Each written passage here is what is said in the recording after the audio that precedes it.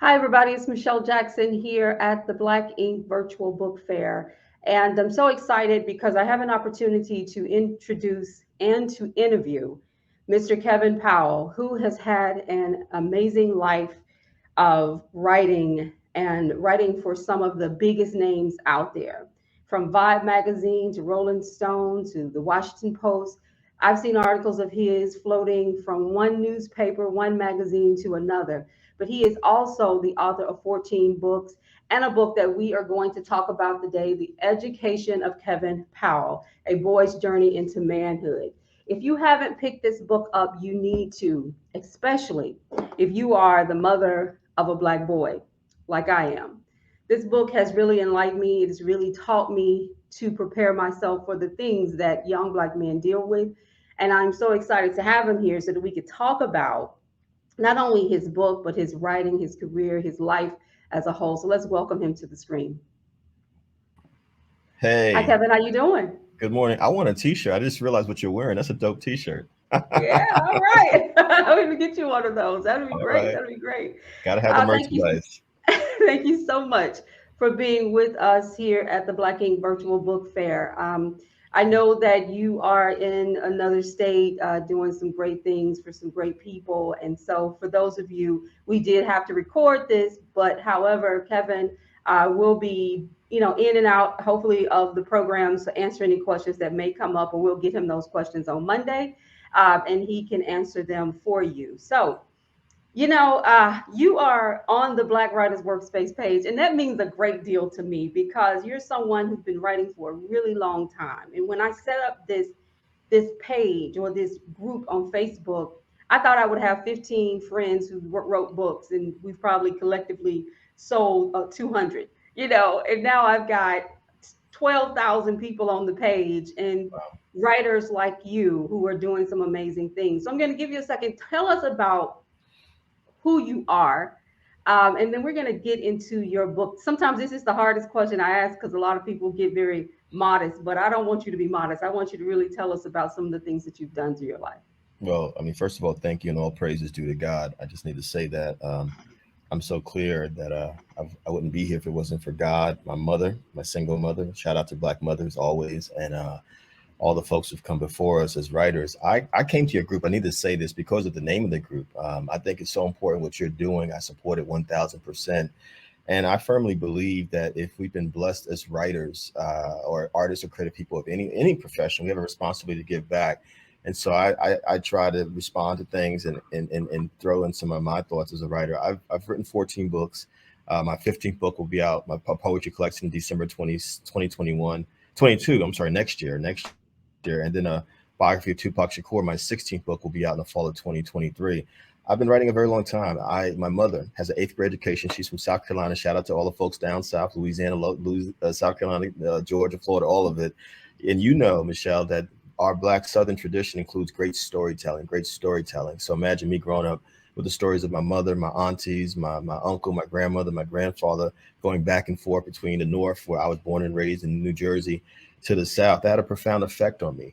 And my mother, even though she didn't have much of a formal education, eighth grade education, she instilled in me a love of learning, a love of reading very early on. And that's where it started. So I have to acknowledge my mother first and foremost. And the most significant thing she did for me was take me to the library when I was 8 years old. And I just started absorbing all kinds of books. The books I read the most early were sports books. And so when I tell people, if people say to me they don't like to read, I said, well, read what you love.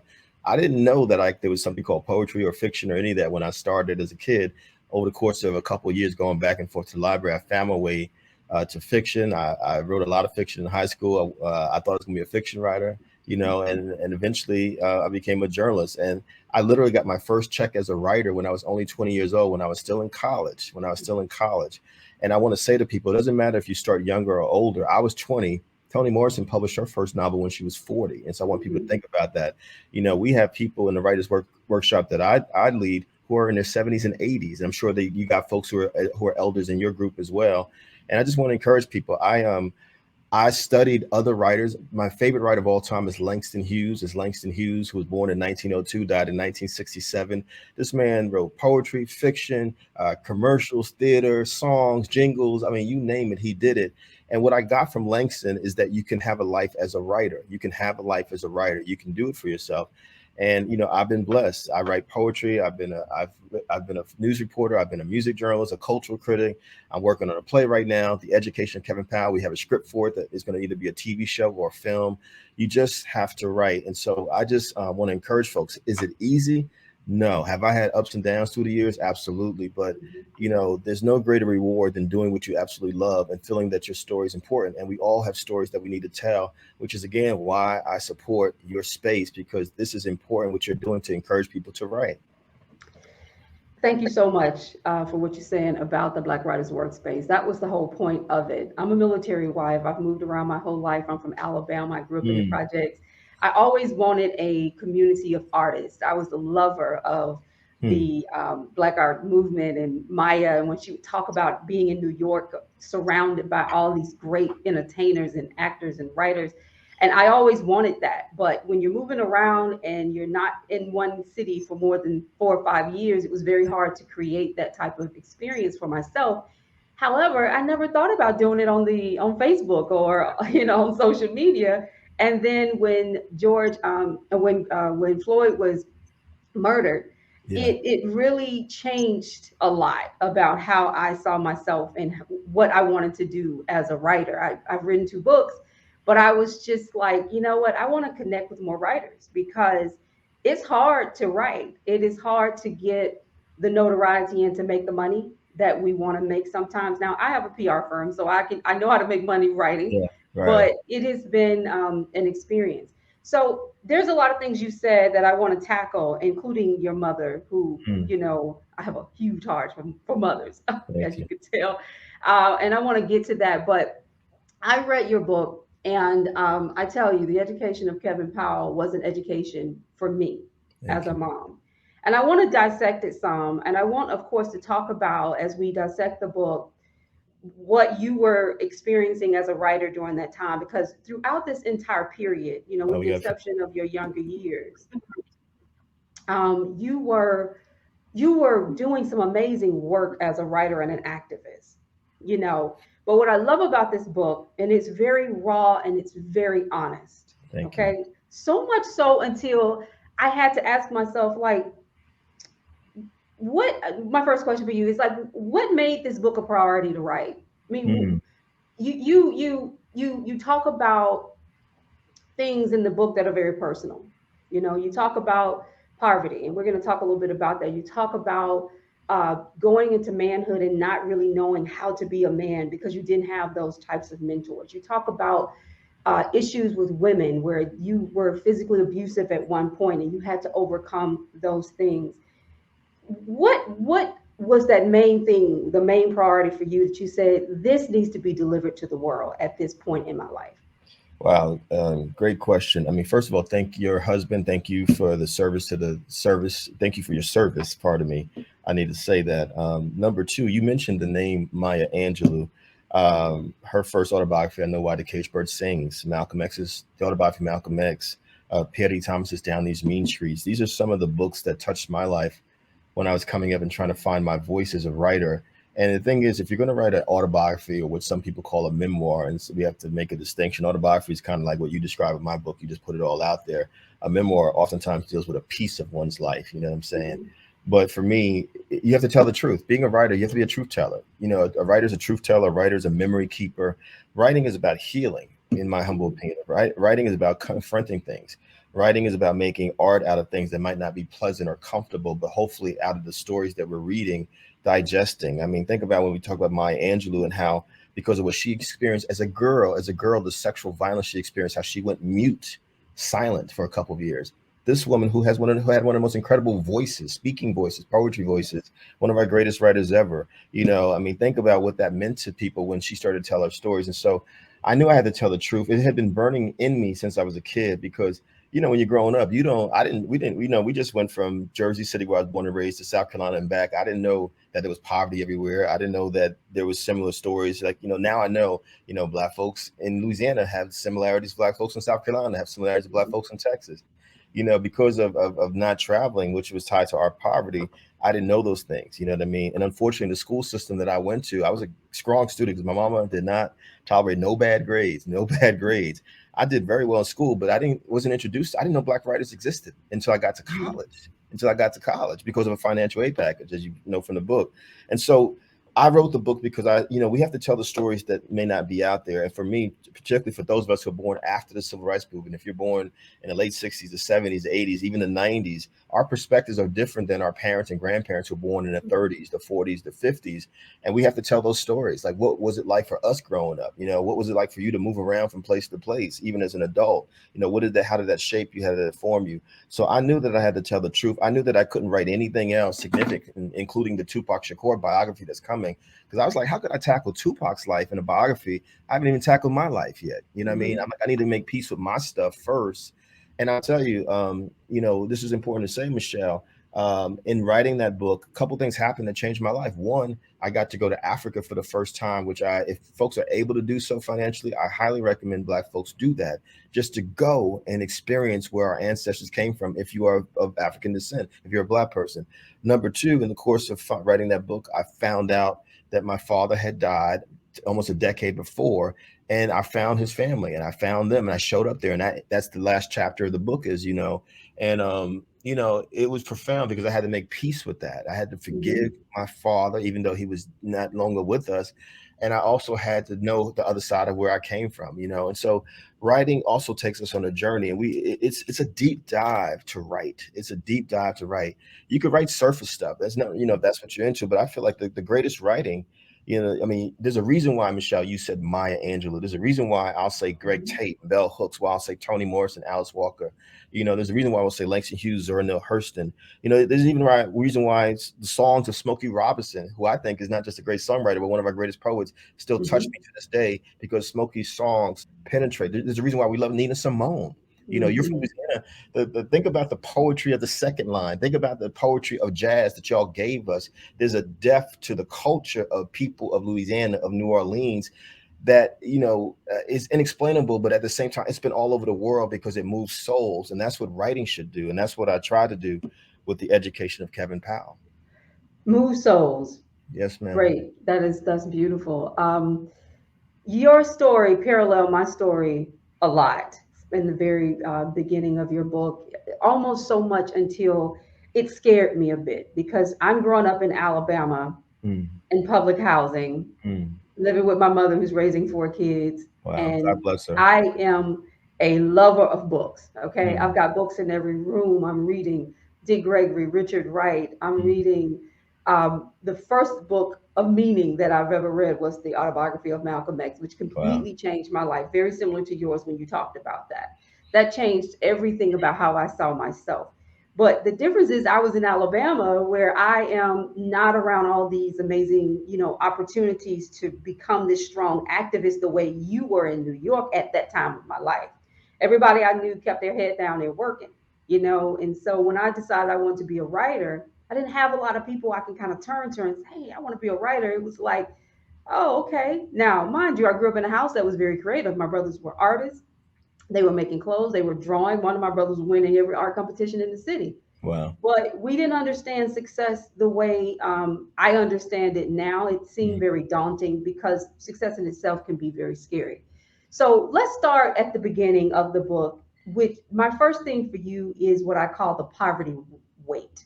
And I wanted to tell you and everybody out there that when I talk about poverty, I'm not just talking about Kevin, I'm talking about some things I've experienced. And like he said, we're experiencing these things across the board. It doesn't matter if you're living in Alabama or New Jersey or wherever, poverty is poverty and poverty hinders.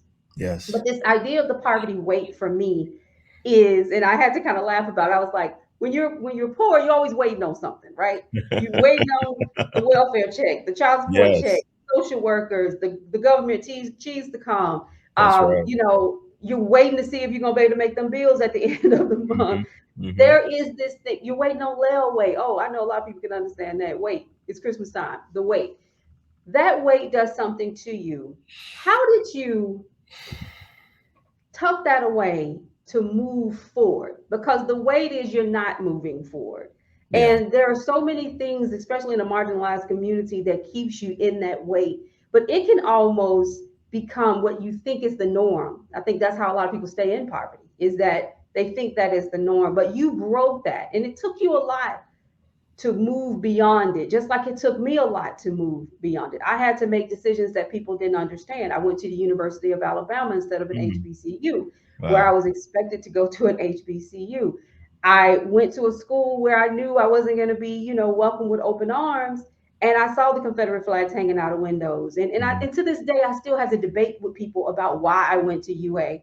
And I'm thinking, I was coming out the projects, and my thought was, this is the best school of communication in the state. I'm going there. That's So right. I was constantly looking for ways to get out of a situation. Not that my neighborhood was horrible. I grew up with some wonderful people, Mm. but I wanted to have a more. My mother wanted that for me. So how did you get beyond the poverty weight in order to move your life to something more? Wow. Thank you for sharing first and foremost, Michelle.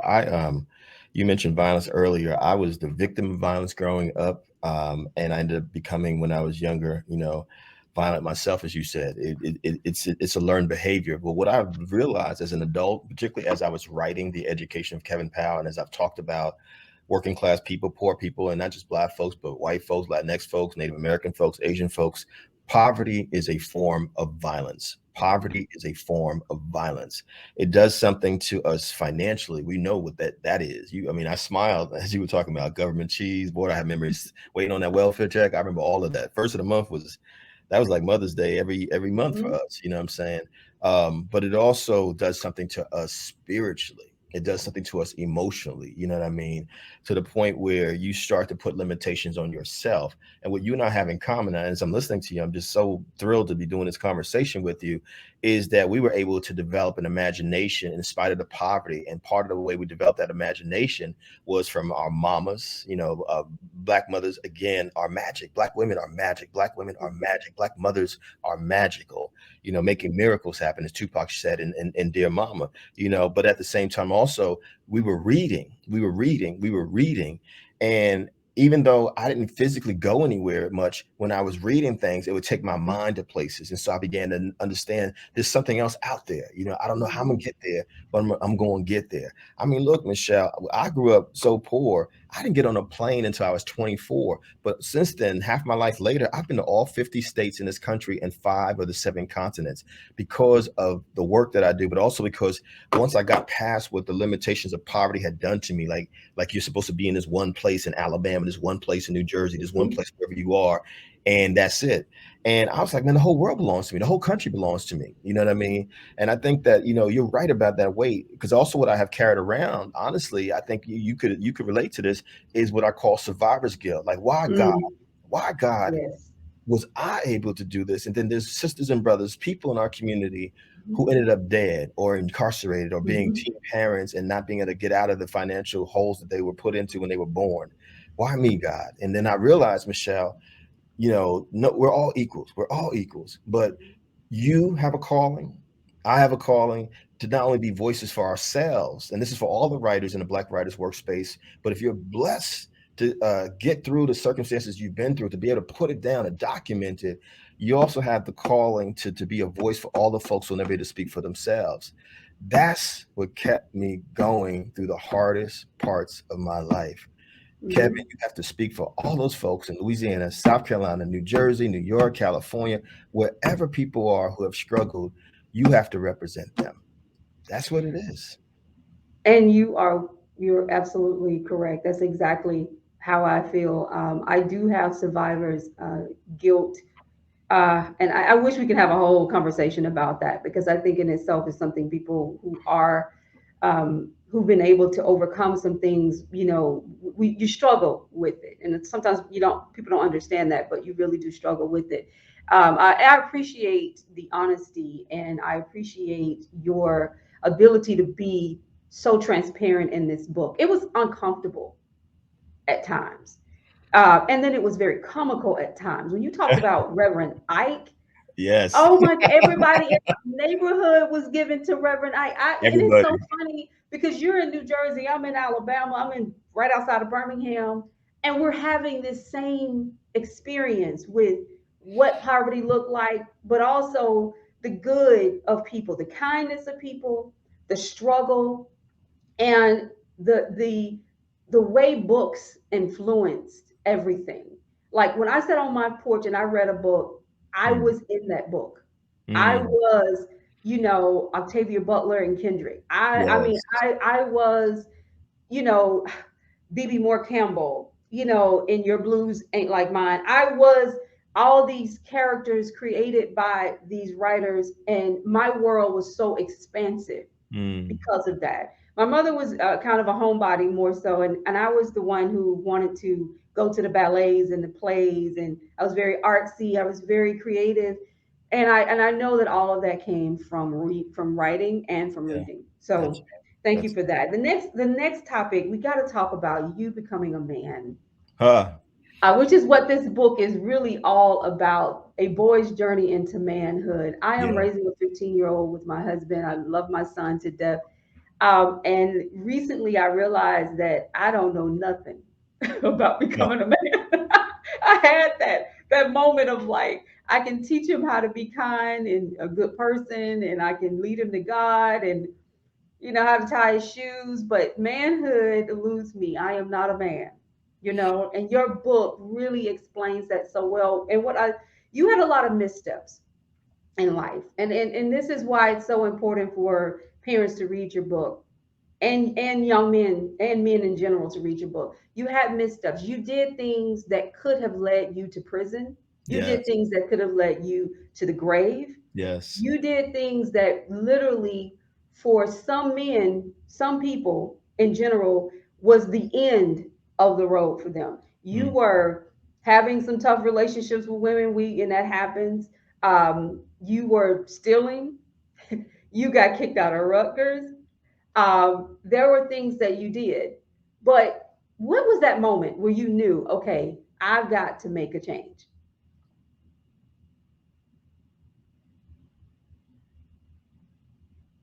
I think we may have lost him. Can you hear me? I can hear you. The Okay. last thing you said was you were stealing, then I lost you. Okay.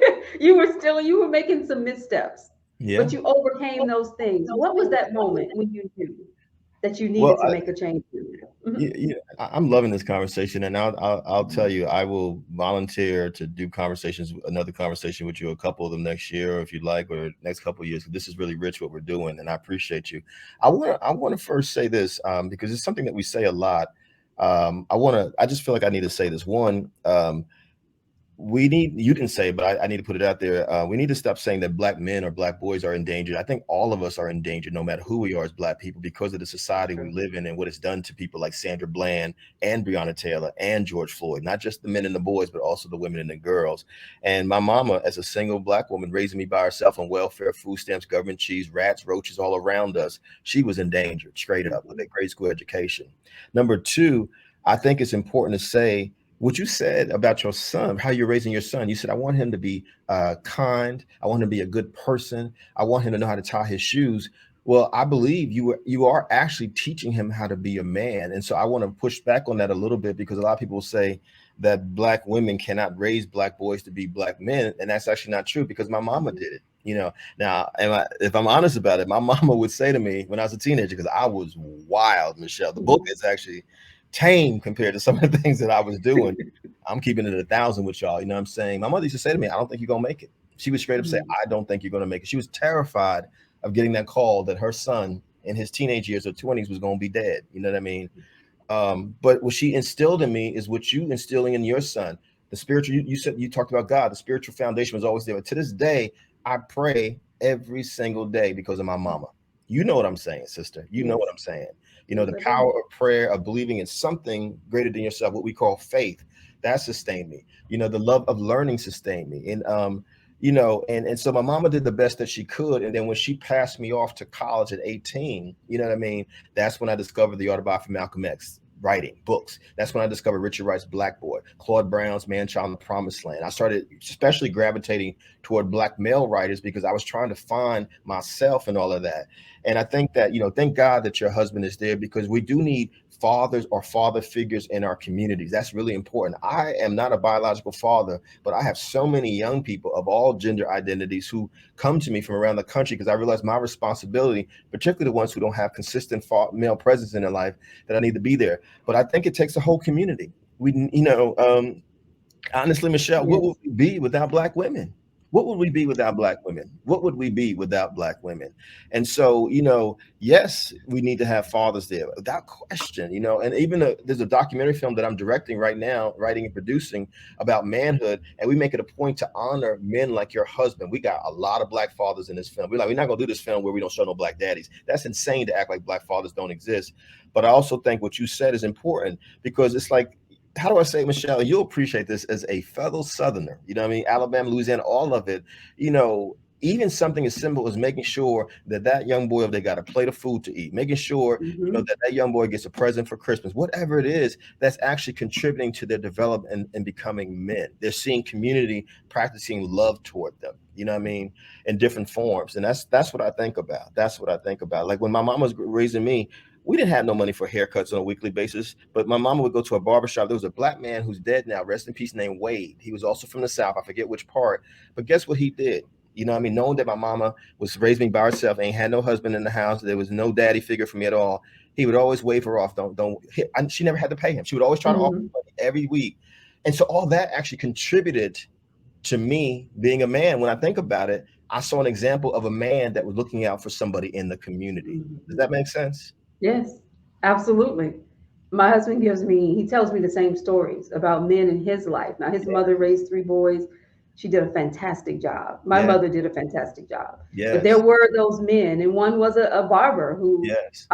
gave my husband a scholarship, a little small scholarship when he went off to school. Look And at that that. meant the world to him. And Look at that. I definitely understand that as well. And you're right.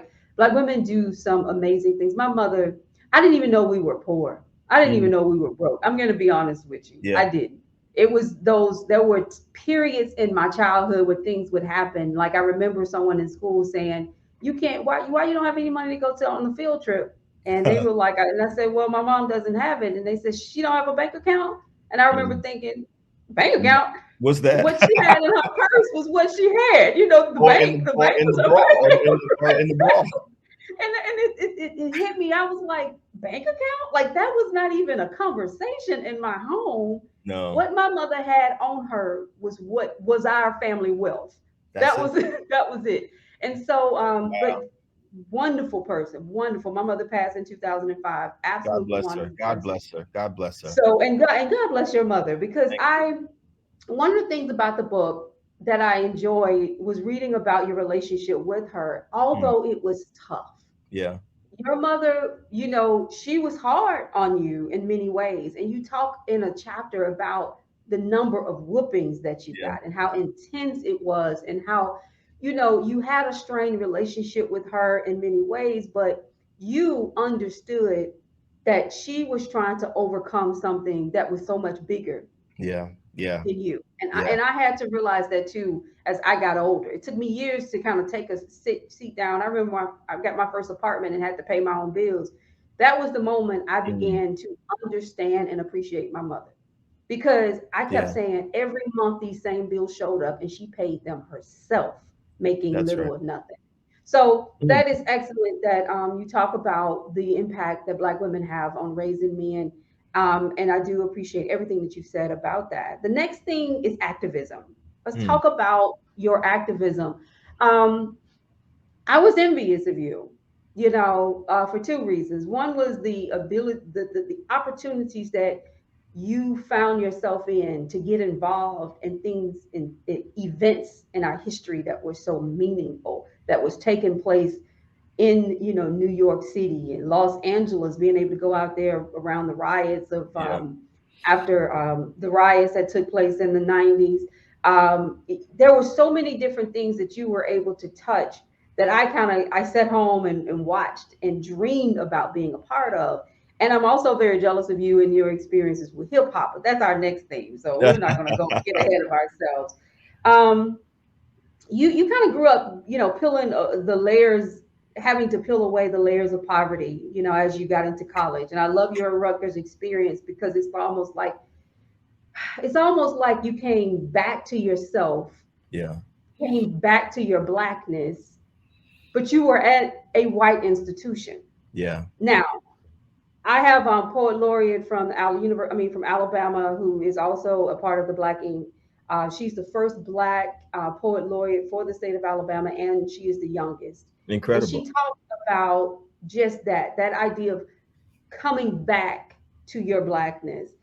Talk to us a little bit about that in your activism and the fact that you're at a white institution and it created these opportunities for you to really show up and use your writing and use your connections to make change in the community. Talk a little bit about your activism. Wow. Well, Rutgers, I mean, I didn't know my mama. Let me go back to mama, because it's always back to black mama. Told me since the time I was 3 years old, you're going to college, you're going to college, you're going to college. I had no clue how it was going to happen. But thank God, I mean, I learned that there was something called financial aid, and that's how I was able to go to college. And literally, when I got set foot on that college campus, this is back in the 80s. And so you're talking about Jesse Jackson running for president. You're talking about Nelson Mandela still in jail. The anti-apartheid movement was raging on college campuses around the country. And it literally shifted my entire life. But it was also the era of crack cocaine and what it was doing to our communities. It was the era of the explosion of AIDS and what that was doing to our communities. And so literally at 18 years old, as I was experiencing all of this and reading the autobiography of Malcolm X, I decided right then and there, okay, for the rest of my life, I'm going to be a writer and I'm going to be an activist. I decided very early because I found my voice. I found my voice and I was like, this is it. This is what I want to do.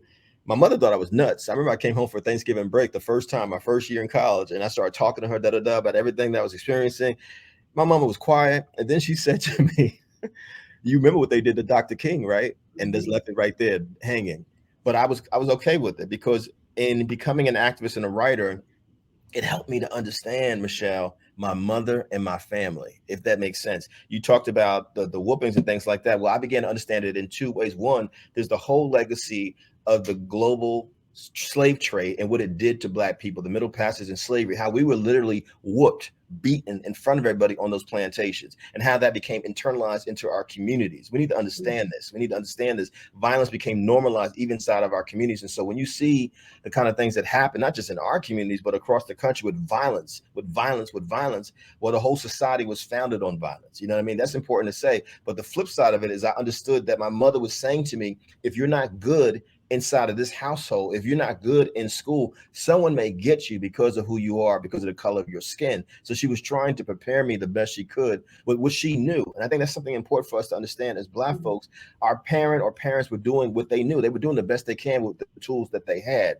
And so activism and writing helped me to do that because I did a deep dive into history. I had loved history up until that point, but it was Thomas Jefferson, it was Abe Lincoln, it was all these folks that they didn't tell you that Thomas Jefferson was a slave master. Most of the founding fathers were slave masters. They didn't tell you that when the country was so-called founded, we were still slaves. None of that. I didn't even know what Juneteenth was. Juneteenth, that wasn't even a conversation in my education. You know what I mean? Mm-hmm. And so it transformed me, and I realized that I have a responsibility to be out there and tell the history, but also to be a part of it. Now, it's just like y'all from Louisiana. If you're born in a certain generation, you are going to see the birth of jazz music. I happen to be born and raised in the North Jersey, New York metropolitan area, so I happen to see the whole birth and explosion of hip hop up close and personal. And back to the imagination piece, this is important for the Black writers' workspace. Imagination, imagination, imagination. Once that's activated, it will take you to Los Angeles. It will take you to places you couldn't even imagine once you free your mind. My mind was enslaved. My mind was imprisoned up until I realized I had to go back to the Blackness that was there all along, if that makes sense. Mm-hmm. Absolutely, absolutely makes sense. And I'm glad you got to that place.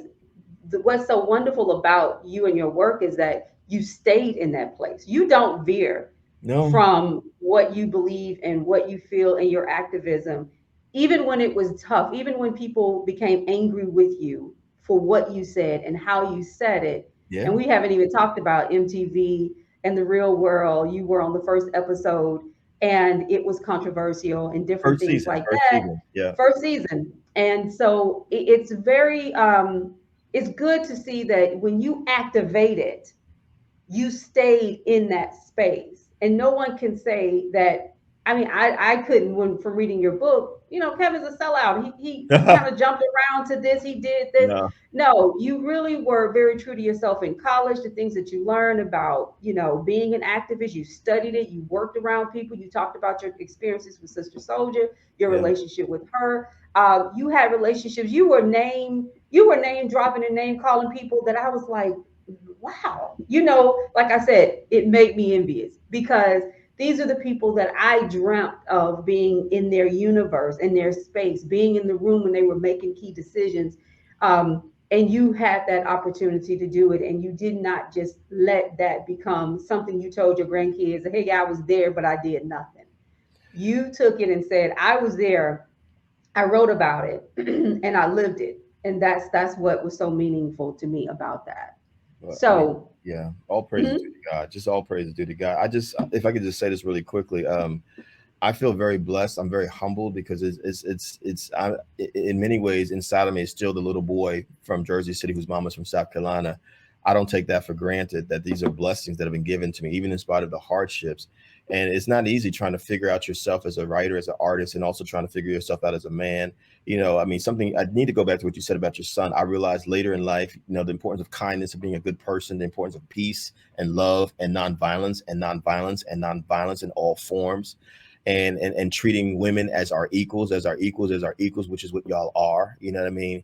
And none of that would have happened if it wasn't for all these different experiences that I've had that you talk about. That's in the book. I just need to say that.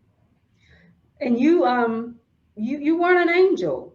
No, no. And that's what I love so much about the story was that, and most of us aren't, but Mm-hmm. nonetheless, you weren't an angel, and you were like, I did this, Mm-hmm.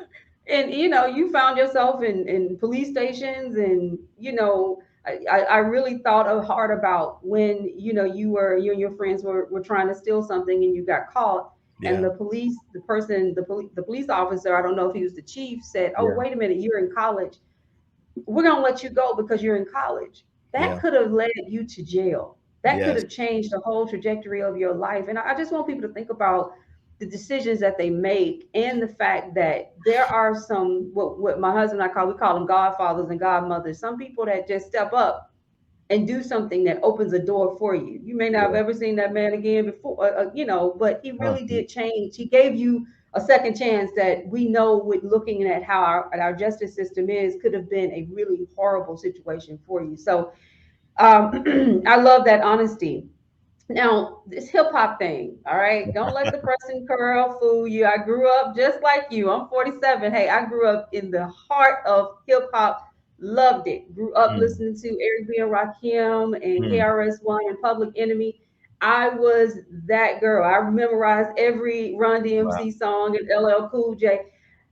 I love hip hop with every being in me, and I even tell people that it really influences my writing. Mm, I love rap in general because of the beats and the rhythm and the tones. Well, you were right there when it was just launching, when people were talking about hip hop, but not really sure what it meant to the culture. You yeah, were there. You called names and were at concerts and promoting things and connecting with people.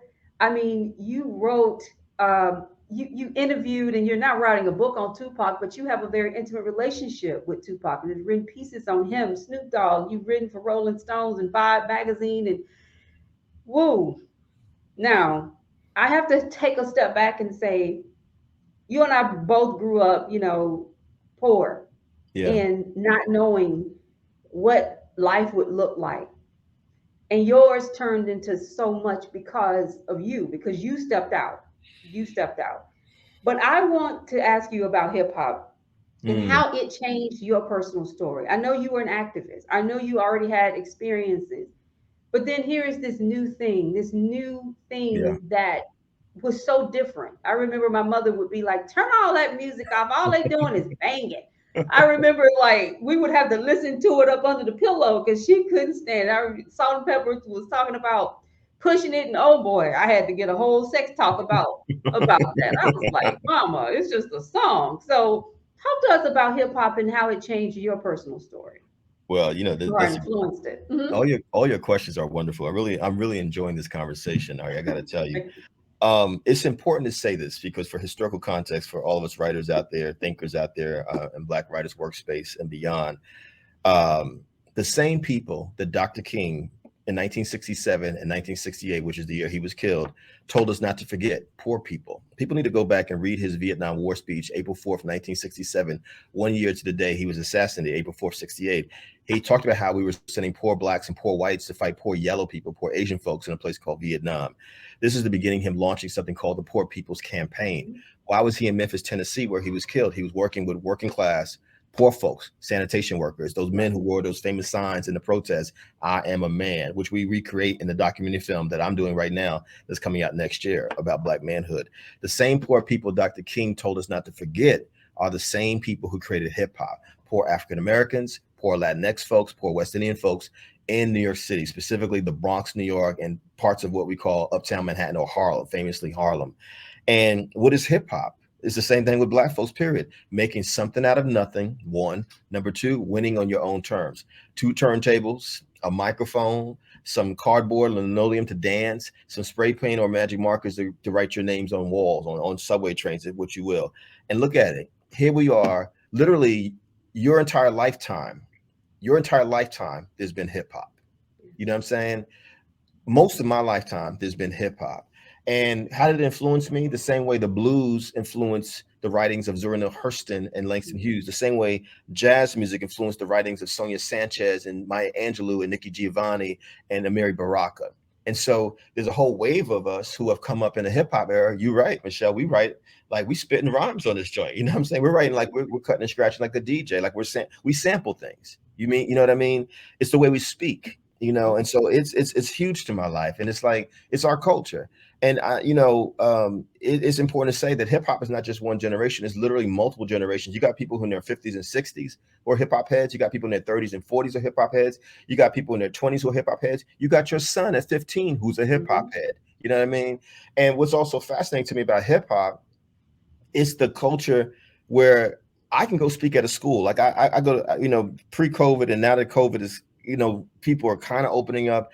I speak to young people all the time, and I can talk to someone who's 10, 11 years old, and we can have a conversation because of this language of hip hop. It doesn't even matter if I listen to the same hip hop that they listen to. That's not it. It's an energy. It's a spirit that connects us. You know what I mean? And you're right. My mother to this day is like, you don't listen to that garbage, right? You don't listen to that garbage at all, do you? You never listen to that garbage. No, ma'am, I never listened to that garbage as I was listening to that garbage. You know what I'm saying? And writing about it. And exactly. writing about it. And it changed my life. I mean, hip hop, the culture created Vibe. Quincy Jones created Vibe magazine. I mean, think about it. I was a 20-something young man in the 90s. Quincy Jones, who's the most awarded Grammy winner ever, who created Thriller and Off the Wall, all kinds of stuff with Michael Jackson and everybody else. Quincy Jones, who created the soundtrack for Roots, the TV show that changed history. Quincy Jones, who created the score, the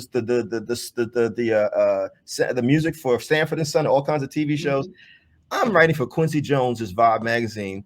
And the next thing I know, as you said, I'm doing cover stories on Tupac Shakur, Snoop Dogg, a whole bunch of other people. Hip hop literally saved my life, as we say. It literally changed my life and made me realize what was possible. And a few years after Vibe, I had that incredible honor and opportunity to curate, to produce the very first exhibit on the history of hip hop with the Rock and Roll Hall of Fame in Cleveland, Ohio. This is what hip hop's done for me. You know what I mean?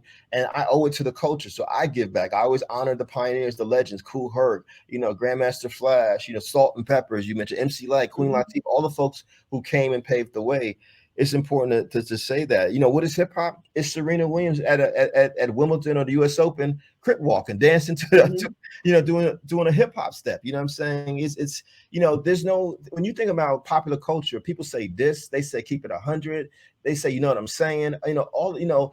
Sprite's commercial campaign, Obey Your Thirst, that comes out of hip hop. That comes out of hip hop. Why do we call McDonald's Mickey D's? That's hip hop. Why do we call Burger King BK? That's hip hop. All of that is hip. Why do we say Kentucky Fried Chicken? We say KFC. That's hip hop. Why do we call Atlanta Hot Atlanta? That's hip hop. You feel what I'm saying? Yeah. That's all. We did that. And so it's an incredible culture. And I say to writers out there, no matter how young or old you are, pay attention. Pay attention. This is from Amiri Baraka in Blues People. Pay attention to what's happening around you and do your best to incorporate that into your writings. You know what I mean? You'll reach way more people if you do that. And that's like, I'll say this, my next so my poetry book next year is called Grocery Shopping with My Mother. It started as me just writing social media posts about my mother who was sick a couple years ago and me just going grocery shopping with her. It turned into a poetry book to honor her and other folks. There's a lot of poems about Black women in the book, but it's also a lot of hip hop energy in the book. There's a poem for D Nice in the book. There's a poem for Kobe Bryant in the book. There's a poem called Tupac and Biggie in the book. You see what I'm saying? And so it actually brings together everything that we've been talking about in this conversation because, you know, ultimately, Michelle, if you're a writer and you're very serious about it, you understand that everything is the material that you should be using for your writing. Right. Everything. And you do a fantastic job of continuously writing. This book has poetry in it. You talk about your Prose. just there is always writing in your world, and I want the people on the Black Writers Workspace to know that it is healthy to write. So when you're experiencing things in life, write about it. And I love that about you. You will say, you know, I want to write something for my aunt, and you would write that and put it out into the world. It wasn't like I'm going to hide this and I'm going to tuck this away. You're not only writing, but you're like, I'm going to write, I'm going to put it out there. Yeah. And a lot of times with us, we become so afraid of who's going to like it, who's not going to. It's not always about that. If the writing is a calling, then you got to be called. You've Yeah. got to write. Yeah. It's like ministers say, I was called to the ministry, and so I want to be you were called to write. And I think that you do a fantastic job of that. Um, Now I'm going to ask you to put your writer's hat on for me because I Mm. have another question, and I want a truthful Kevin Powell answer for this. And it is if you had to write the byline for an article about how hip hop has evolved, what would it be? I would say that hip hop and Black music in general has been co opted and undermined. The balance has been taken out of it. You know, I mean, you talked about what we call the golden era of hip hop, like roughly 1984, 85 to pretty much right after Biggie and Tupac got killed, 96, 1997. You know, you could have a Salt and Pepper, you could have an MC Light, you could have a Queen Latifah, you could have a Moni Love, you could have a Public Enemy and NWA, you could have the Ghetto Boys, you know what I'm saying? You could have a Common who was called Common Sense back then. There was a diversity of voices, De La Soul, Tribe Called Quest. You know what I mean? You could have a Tupac inside of his own self making songs like Keep Your Head Up and Hit 'Em Up. Mhm. Even though I didn't agree with Hit 'Em Up, but he balanced, for the lack of a better word.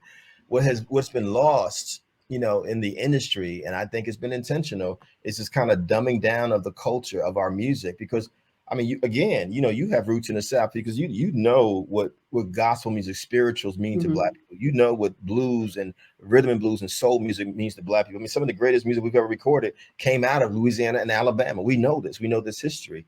You know, because what music has done for Black people historically is transformed us. It's helped us to get through things. What do I mean? You know, it's a Saturday. We know that we heard some music playing either on a Saturday or a Sunday or both in our Mhm. households while someone was cleaning the house or going to church or after they came from church. You know what I'm saying? Because music for Black people is therapy. It's church for us. And sadly, when you look at a lot of what has happened now, you know, I always ask people a simple question: what other people on the planet are allowed to call themselves the equivalent of NIGGAs and Mhm. BITCHs, and is put on is digitized and shipped all around the world?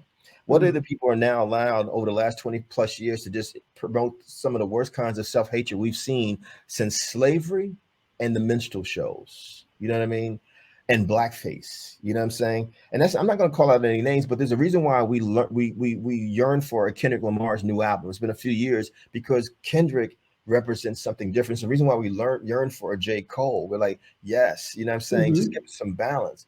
And then, you know, let me make it real, keep it real with you. I love Cardi B. I love, you know, Megan Thee Stallion. I think that you know, we need all those voices, but the balance is off. The balance is off. You know, like imagine if we didn't have Toni Morrison and Zayn. We actually need Right. both because some Mhm. people ain't gonna read Toni Morrison, but they will read Zayn because it's accessible to them in a different kind of way. You feel what I'm saying? Mhm. And that's the problem with the music. It's not balanced. And so, you know, you know how I know it's not balanced because again, I'm a traveler. I've been to all 50 states in America, every major city, rural areas, small towns, all kinds of places. I'm in Kentucky right now. You know, I'm about to go to Mhm. rural Kentucky in a minute.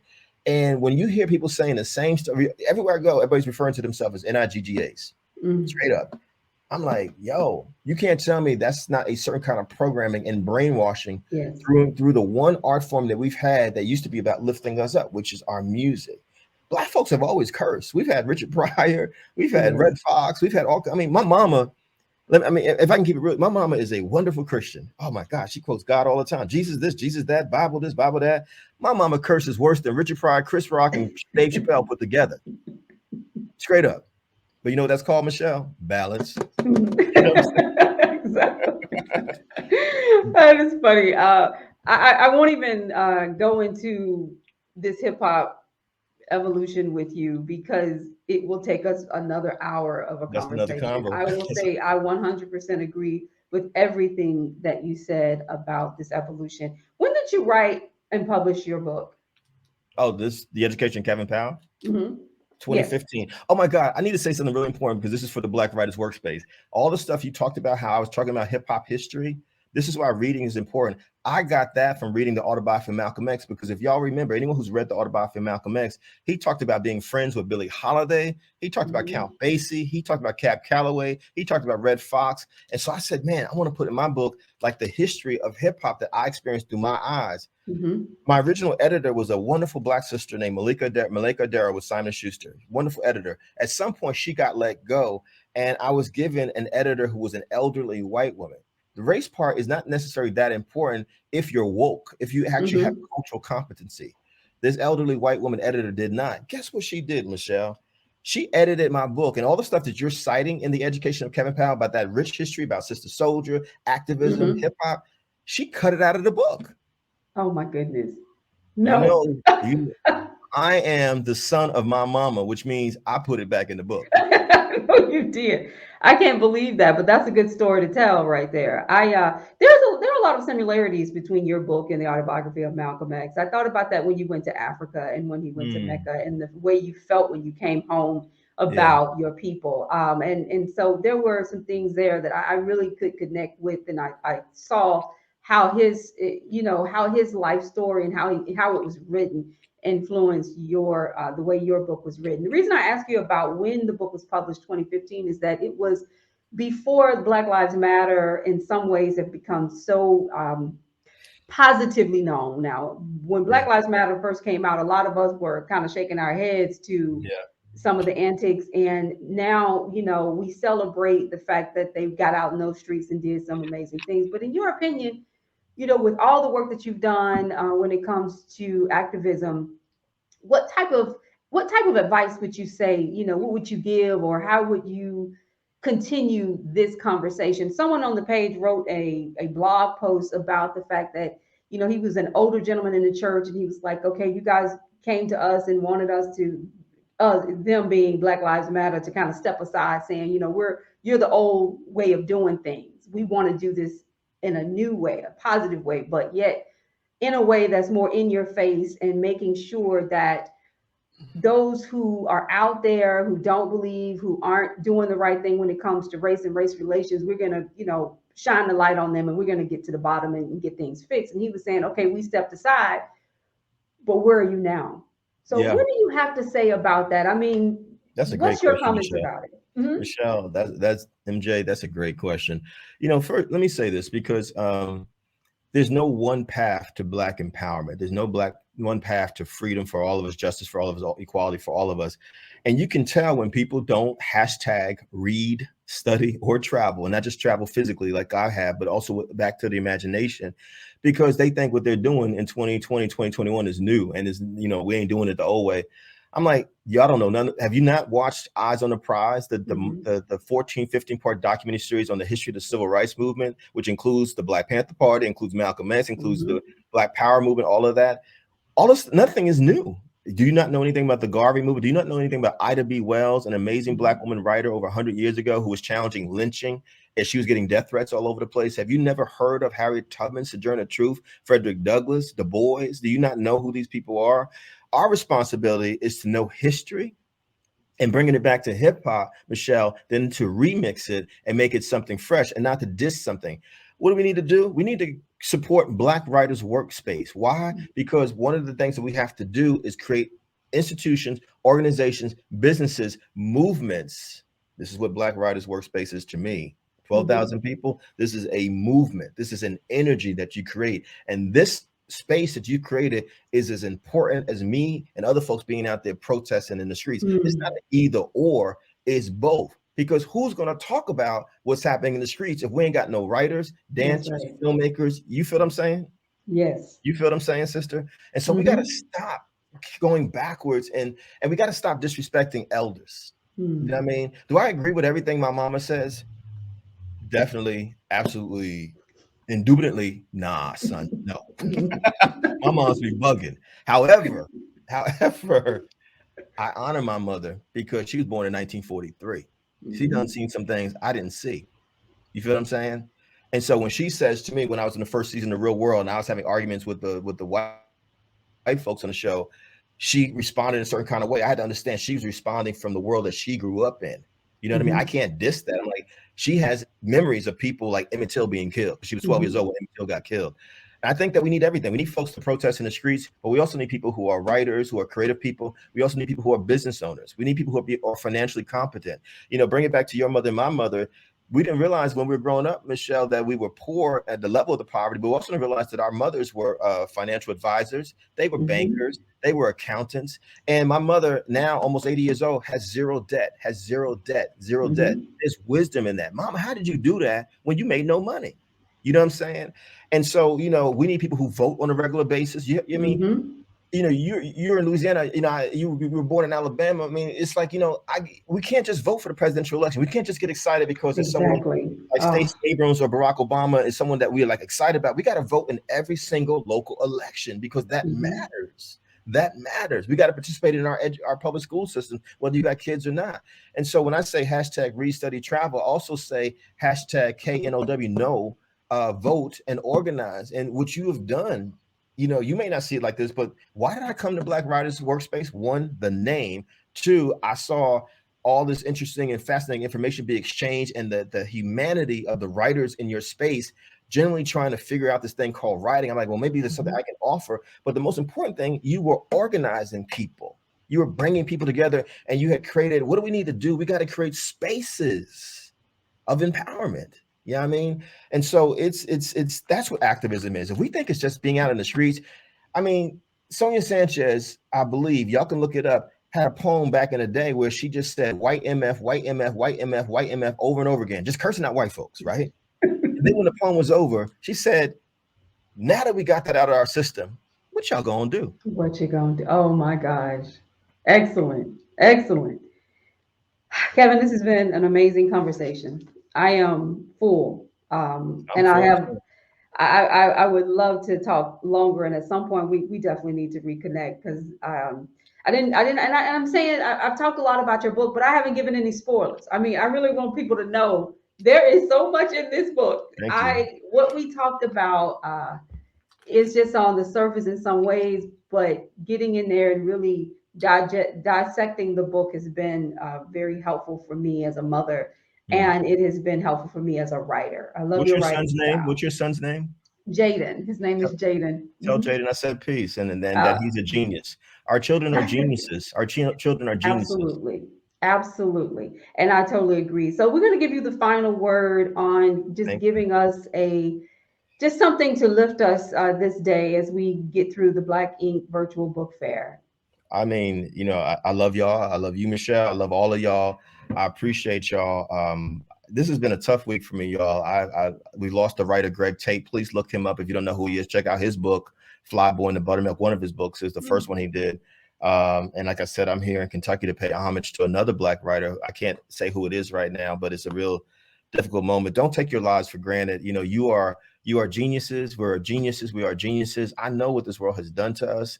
But the fact that you are able to use your voice to tell your story, whether it's published or not, just write, fall in love with the craft of writing, continue to fall in love with reading and researching, and know that your voice matters. Even if you're just sharing it in Black Writers Workspace, that's significant. You know what I mean? You know, because I know from my own experiences, and you saw that, you read it in the book, I had my own self-esteem up and down my entire life. Why am I honest about everything, Michelle Jackson? Because I want to heal, you know, and I'm just trying to do God's work. You know what I mean? When you listen to Martin, you know, one of the greatest pieces of essay or blog writing or poetry we've ever heard, y'all go back and listen to and read as you're listening to a Dr. King's mountaintop speech, the last speech he gave in Memphis, Tennessee, before he was killed the next day. And, you know, what he said is how I feel. I'm just trying to do God's will. Mm. Beautiful last words for a wonderful interview with a writer who is doing some amazing work and who has so many more years left in him. I am excited to see what happens next. I am excited to know that you're part of the Black Writers Workspace. And I know you host workshops. I encourage everyone to be a part of those workshops. And I just want to thank you so much for being a part of this event. And so have a safe trip, and condolences to you and to the family of your friend. And just thank you Thank again. you. Right. Peace and blessings. And thank you all. I'll see you soon. I'll talk to you soon, Michelle. Okay. God Thank bless. you. Take care. Wow. Thank you to everyone who chimed in or who is at the Black Ink Virtual Book Fair. We do ask that you go and visit the authors' booths. And we do ask that you know what, this Christmas, buy everybody books. Okay. That's it. Go get a book from everybody here and buy books for your book loving friends. And if they don't read, buy them an audio book. Because there is so much knowledge out there, and we cannot continue to tell the story of being Black, being in the culture, being a part of what's happening in our world. We can't continue to tell those stories if we don't have fans and supporters who will buy our work and who will support us. Somebody's got to tell the story of what's happening now in this country, and it's going to be us. Whether you are traditionally published or whether you are self published, the storytelling is going to be told by us. And so we need to support that. So in the spirit of Ujamaa, which means cooperative economics, which is also the fourth principle of Kwanzaa, we do ask that everyone will share in helping us all to prosper as writers and to support each other at this event. So again, I want to thank Kevin. That was an amazing interview, and I want to thank you all for being here.